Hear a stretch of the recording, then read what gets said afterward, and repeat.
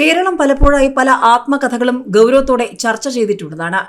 രാഷ്ട്രീയ തലത്തിലായാലും ഉദ്യോഗസ്ഥ തലത്തിലായാലും ഒക്കെ ആത്മകഥകളുമായി നിരവധി പേർ രംഗത്ത് വന്നതും വലിയ കോളിളക്കങ്ങളും കോലാഹലങ്ങളും ഒക്കെ ഉണ്ടായതും കേരളം കണ്ടതാണ്. സ്വപ്ന സുരേഷും എം ശിവശങ്കറും ജേക്കബ് തോമസും അടക്കമുള്ളവർ നേരത്തെ ആത്മകഥകൾ എഴുതിയപ്പോൾ അതൊക്കെ തുറന്ന ചർച്ചകൾക്കാണ് വഴിവെച്ചത്. മുൻ മുഖ്യമന്ത്രി ഉമ്മൻചാണ്ടിയുടെ ആത്മകഥയും രമേശ് ചെന്നിത്തലയുടെ കഥയുമൊക്കെ വലിയ ചർച്ചയായിരുന്നു.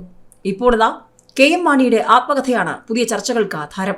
മുഖ്യമന്ത്രിയാകാൻ സഹായിച്ചില്ല, രമേശ് ചെന്നിത്തല തനിക്കെതിരെ തിരിഞ്ഞു. ബാർക്കോഴ കേസ് ചില നേതാക്കളുടെ കുതന്ത്രങ്ങളുടെ ആകത്തുക.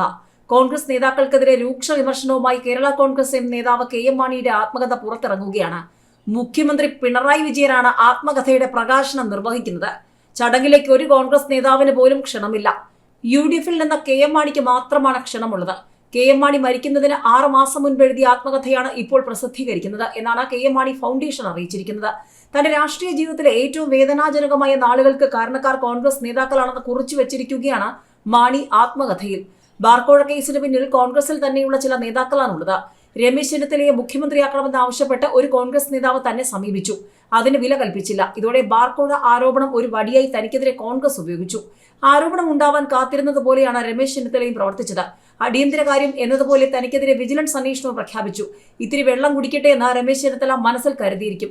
കേസിൽ തനിക്കെതിരെ ആരോപണം ഉന്നയിച്ച വ്യക്തിക്ക് ചില മുതിർന്ന കോൺഗ്രസ് നേതാക്കളുമായി ബന്ധമുണ്ടായിരുന്നു. അദ്ദേഹത്തിന്റെ മകളുടെ കല്യാണത്തിന് രമേശ് ചെന്നിത്തലയും ഉമ്മൻചാണ്ടിയും വിവാഹ നടത്തിപ്പുകാരായി മാറി. ബാർക്കോഴ കേസിലെ ആരോപണങ്ങളെല്ലാം അതിജീവിച്ച് താൻ പാലായിൽ ജയിച്ചു. എന്നാൽ UDFിന് ഭൂരിപക്ഷം നഷ്ടപ്പെട്ടതിന് പിന്നിലും താനാണെന്ന് വഴികേട്ടു. കോൺഗ്രസിനുള്ളിലെ ഗ്രൂപ്പുകളെയാണ് തോൽവിക്കുള്ള പ്രധാന കാരണം. കേരള കോൺഗ്രസ് പാർട്ടിയും തന്നെയും ഇല്ലാതാക്കാൻ എല്ലാ കാലവും ശ്രമിച്ചത് കോൺഗ്രസ് നേതാക്കൾ തന്നെയാണെന്നും കെ എം മാണിയുടെ ആത്മകഥയിൽ പറയുന്നുണ്ട്. കോൺഗ്രസ് ആണ് കെ എം മാണിയെ വേട്ടയാടിയതെന്ന ആത്മകഥയിൽ കേരള കോൺഗ്രസും കെ എം മാണിയും പറഞ്ഞു വയ്ക്കുന്നെങ്കിലും അന്ന് കെ എം മാണിയെ ഏറ്റവും കൂടുതൽ വേട്ടയാടിയത് പ്രതിപക്ഷത്തിരുന്ന പിണറായി വിജയനും സഖാക്കളും തന്നെയാണ് എന്നുള്ളതും കേരളം മറന്നിട്ടില്ല.